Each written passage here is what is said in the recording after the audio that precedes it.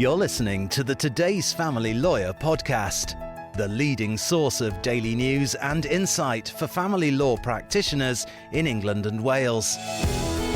Sign up to our free weekly newsletter at todaysfamilylawyer.co.uk and subscribe to hear all the latest news and views from across the family law sector. You can also follow us on LinkedIn and Twitter. Hello and welcome along to the latest Today's Family Lawyer podcast. Today I'm joined by Derek Parsons. Derek is Senior Associate at RWK Goodman, a London-based firm, although you're based in Southampton, you were saying, Derek. That's right. And you're an international child law specialist. And the topic of today's discussion is child law and child abduction, which I say hesitantly because I can't imagine it's a particularly popular topic for discussion when it comes to podcasts, but here we are anyway. It's lovely to have you on the podcast, Derek. Thanks so much for joining. Yeah, pleasure to be here, David. It's a really challenging subject, which is why I hesitated to say it. But let's start out with a little bit about yourself, please, because this is a really interesting area of law to specialise in. Well, I'm a solicitor, a senior associate, as you said, at RWK Goodman. I've been practicing family law for over 30 years. Since 1993, I've been involved with international child abduction work in some form or other.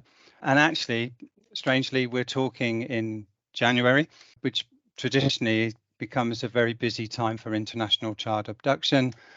People go to see their extended families in other countries for Christmas and then decide they don't want to come back, which is then causes problems for the left behind parent. So yeah, I do international child work. We do relocations. So parents wanting to return often to their home country need to have the permission of the court if they can't get the permission of the other parent. And we just keep plodding away at anything with an international element, really. Nowadays, cross-border relationships or marriages, or we are really in a global village. Well, let's dive right into that then. So what is the main law that governs international child law? We chatted before. We're talking about the Hague Convention, really, aren't we? Yeah. The Hague Convention is an international treaty that's been around since 1980, and it's to protect children from being unilaterally removed from their normal home, or as we would call it, the habitual residence.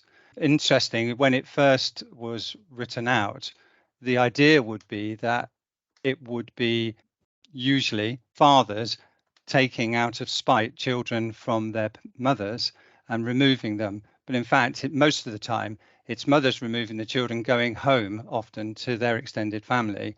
And so it's completely different to what was envisaged. However, it covers 103 countries in the world. And any of those 103 countries that require the assistance of another country, another member country, can apply and ask for help. And in England, that's done by the International Child Abduction and Custody Unit in London. And then they will instruct people like me to either find children, or they will recommend me to represent the parents who've done the abducting. You say you've been doing this line of work for a number of years. Mm-hmm. Presumably, things have changed quite significantly over that time. What kind of changes have happened? I mean, I'm thinking about Brexit, which is very recent, obviously, but over that period of time, what are the major changes that you've seen happen around this space? Well, the big changes are Brexit, because we used to have the Hague Convention, but there was also a European Convention that applied to the EU that was slightly more restrictive, shall we say, for allowing children to remain in the country where they've been taken. But Brexit means we've left the European Convention and we now solely deal with the Hague. I think the biggest change I've noticed, I would say there's a lot more possibility of staying where you are now than you used to be. The Hague Convention is a very restrictive, procedural, legalistic treaty, doesn't deal with what's the best for the child. It's about which country were they living in at the time of the alleged wrongful removal, and we'll send them back to there if we find it was wrongful. Nowadays, the welfare issues, I think, are coming back into it. So there's more options for parents to argue they shouldn't be returned. But that's a personal view. I don't think the courts would necessarily accept that. And you mentioned the fact that the Hague Convention covers 103 countries. What would happen if you're dealing with a country that's outside of the Hague Convention? Well, if I start with saying what happens if they're in the Hague, because it's easier to show the difference. So if somebody was coming, say, from France to England to visit their parents, and then they didn't go back, the left behind parent in France would make a reference to the central authority in France, who would then contact the central authority in England, who would then instruct somebody like me to then get English orders returning the children to France if that's appropriate. In a non-Hague country, you aren't afforded that simplicity. So if somebody came from England to another non-Hague country, you would have to go to that country and make applications under domestic law there. And that can be quite difficult because there's not, apart from funding issues, because legal aid isn't available in every country, you've got the complexity. So, for example, in Italy, you could make an application, but it could take 2 years to resolve. Wow. And not much better in Greece. So, but other countries are a lot quicker. If the child is being brought from a non-Hague country into England, then strangely, the English courts will still have to be applied to, but they will adopt the Hague approach. So they're much more used to that. But if you get an English order here saying the child needs to be returned to England, you still have to go to that other country and ask to enforce the order. And of course, it doesn't have any legal binding to it in the other country. So it's just persuasive. So you still got to go to a foreign court and then deal with however that's dealt. So it's a lot more risky, a lot more complicated. And presumably the success rate reduces significantly. Yeah. And that can be for any country you're in, really. You've got the cultural issues, you've got the system issues, in particularly in the non-Hagues. Cultural approaches to how children should be looked after can differ to the westernized version that we subscribe to. That's an interesting point, isn't it? What are some of the examples that you can share around why children are taken from their habitual residence into another country and the plan then is for them to stay? It's very common that first off, you have a relationship breakdown in the other country. And so what happens is generally for the mother, but not exclusively, generally for the mother, their support network is here in England, say. So they want to come home and get that support. But the reasons why they leave are as varied as why every couple divorces. There's going to be issues relating to that. That's the easy part, if you like. Why they're coming is that we can see that. But actually, what they should have done is applied in their own country for permission to relocate back to England. And because they haven't done that, then they're at risk of being sent back. And therefore, they have to then try and persuade the English court that they shouldn't be sent back for a number of reasons. And we call them defences, but most of them they're not technically defences. They're just features that the court can use. We've done a number of podcasts on family law, and the overriding sentiment is that there's a huge amount of naivety about the law and the fact that you simply can't pick up your child and move them to another country. You mentioned there the fact that really, if you're going to make plans to do that, you ought to be making that application in your own country. That's naivety that people just don't understand the legal process. I think there's two parts to that. Sometimes it's an ignorance of the law, and there's an assumption that, and again, without appearing to be sexist, because it's not intended to be, that the mother thinks these are my children and therefore we are one. And I've certainly had those conversations with some of my clients. That's the first part. The second part is they are frightened about the prospect of going to the foreign court for permission to relocate. because they don't believe they're going to get a fair go, because the other parent is a national of that country and will be preferred. So they tend to, if I ask, I'd rather not ask, because I think I know what the answer is. And that's probably the most common. But the bond with the mother and child, they can't conceive of not being together. What happens if there are consequences of the return to the home? And actually going back would have a negative impact on the child and the parent? Well, the first thing is, most countries now, it is actually a criminal offence to abduct a child. So it certainly is here. So when I act for the abducting parent, the very first thing that we get down as an agreement, if the child is going to be returned, the court will insist on, or certainly the abducting parent will insist on, that there are no criminal proceedings being encouraged in the other country. And because that is an immediate consequence, and the judge does not want the mother arrested at the airport and the child handed over to the father. So we have certain rules that we have to do. And of course, the other issues is, how are we going to live when we're there? Because we're not going to be living as a family unit. So we have to look at the financial and housing aspects of the return. It's called, in a very euphemistic term, a soft landing. The judge, even if they're minded to return because the abducting parent hasn't found a defence, they want to have a soft landing for the children when they get back. So they're very clear about how it's all going to happen. And then it's over to you, foreign country judge, because I've done my bit. And that's how the judges look at it. And we were talking before we started recording. What's happening here is that the child has just become a pawn in whatever the adult dispute is. It's not their fault that they've been abducted. No, and I think that every parent is genuine, in my view, about what they think is best for the children. It just doesn't sometimes match. And therefore, when you've got that situation, you just have to find who is going to be the judge of what is the best for these children in the long term. And all the Hague Convention is saying is which country is going to be that judge. And so if you're allowed to stay in England, then there's still going to be an argument about with whom the children should live. What are the contact arrangements? If the children are returned, then it's where are they going to live and what are the contact arrangements? We're just sorting out the arena for that, or the forum. And you've touched on this a little bit, but I really want to explore that cultural challenge, because you've talked about the fact that perhaps in England, people might regard English law as being fair. Cultural differences are wrapped up in all of this as well, Derek. Absolutely. And this applies, I think, in my view, anywhere in the world.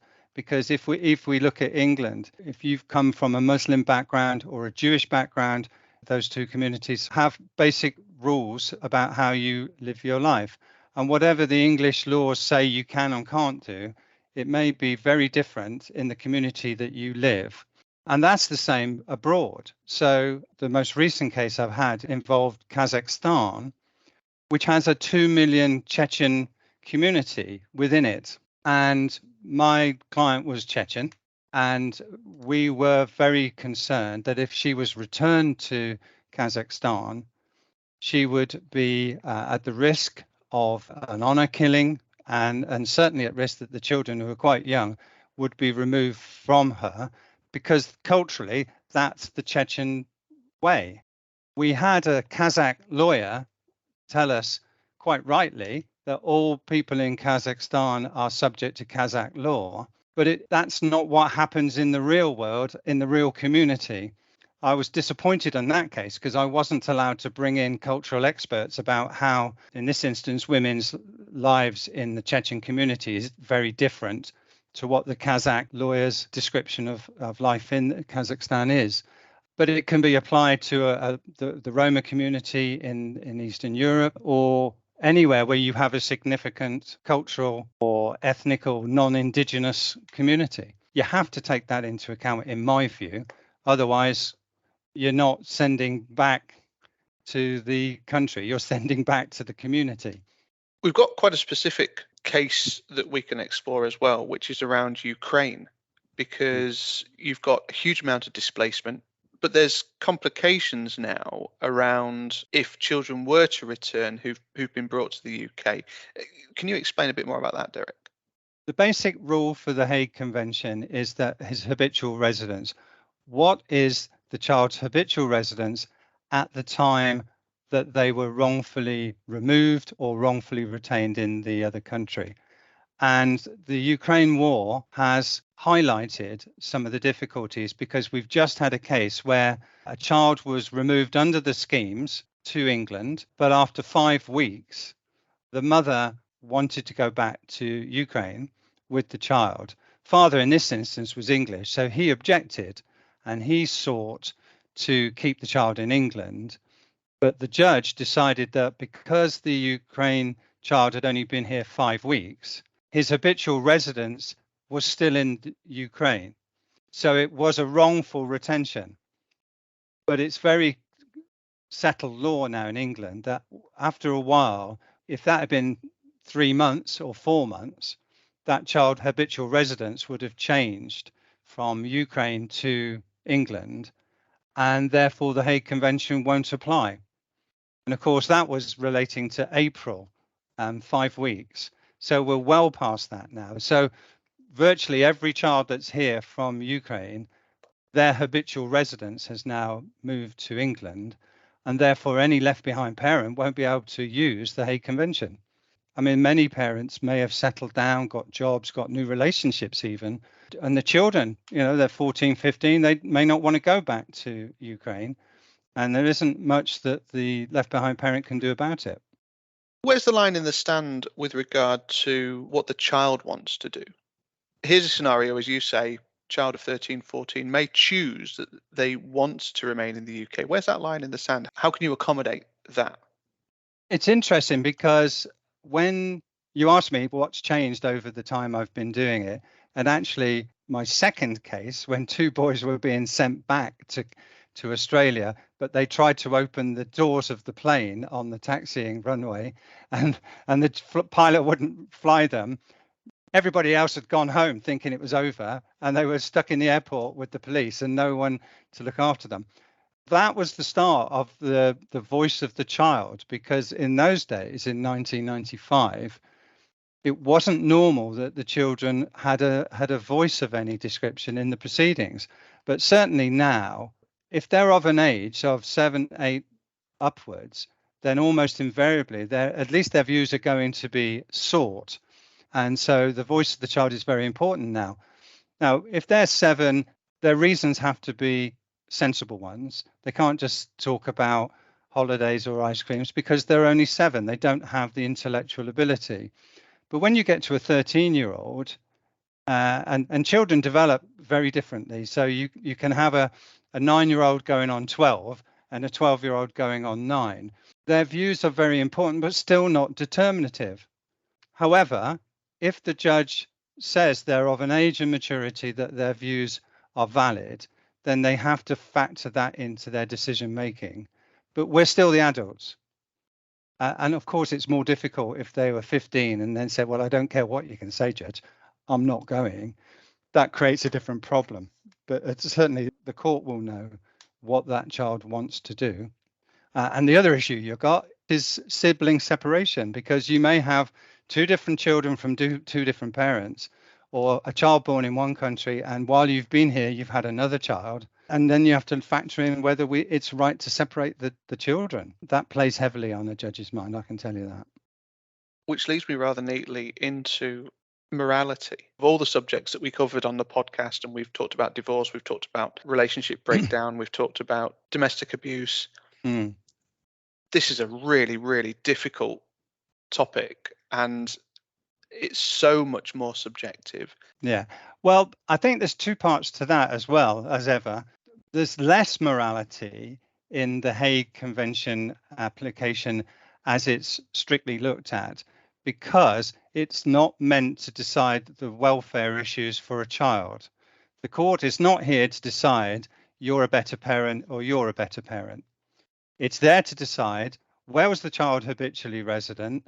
Was that child wrongfully removed at that time? If so, we're sending them back. unless a defence can be found, in which case we won't send them back. But that doesn't determine that mum and dad were bad or good or whatever. So there isn't any morality in it. And except, of course, the criticism of that approach is it's too technical. There is, what about the child in all of this? And certainly one of the criticisms I have is sometimes a child is sacrificed at the altar of consistency to return a child when you think that's not really doing. Because if we don't return the child, then we're going to open the floodgates. Everybody's going to argue welfare. But actually, is that such a bad thing, is my view? Because this is supposed to protect children. It's not to send them back come hell or high water. And so I think the morality in the strict sense is not there. But morality is subjective. We try to avoid morality. We'll leave that for the press. And a final sort of thought from me, Derek.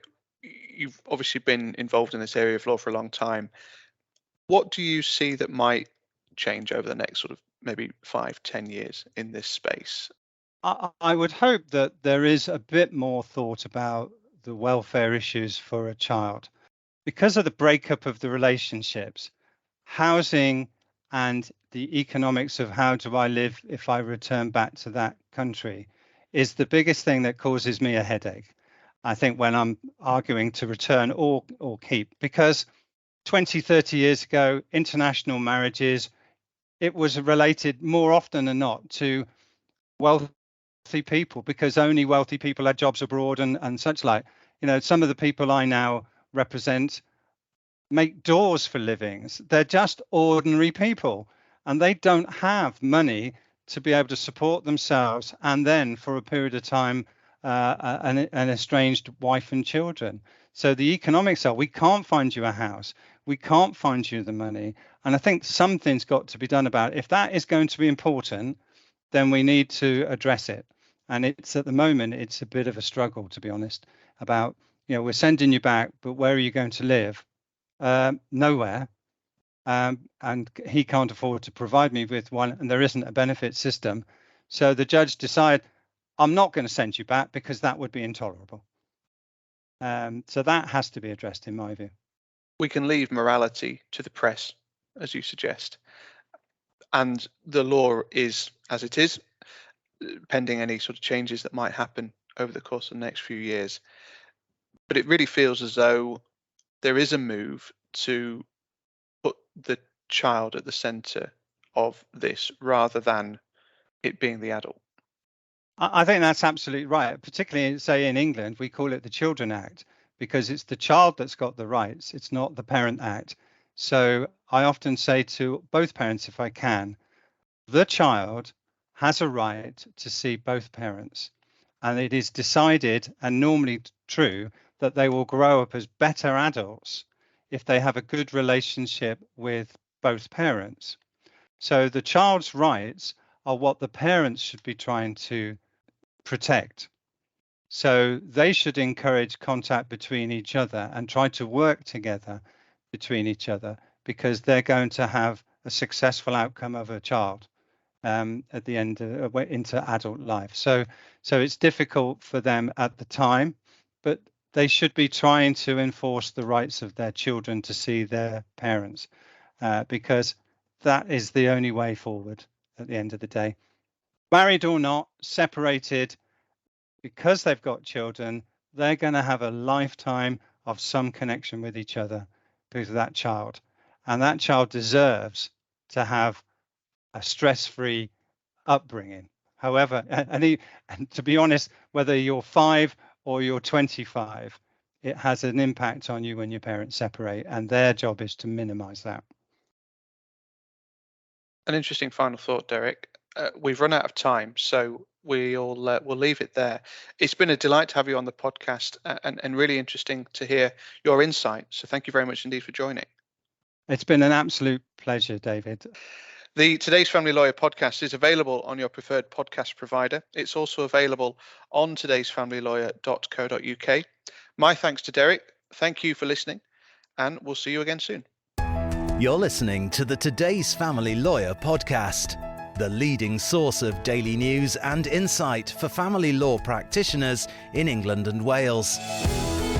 Sign up to our free weekly newsletter at todaysfamilylawyer.co.uk and subscribe to hear all the latest news and views from across the family law sector. You can also follow us on LinkedIn and Twitter.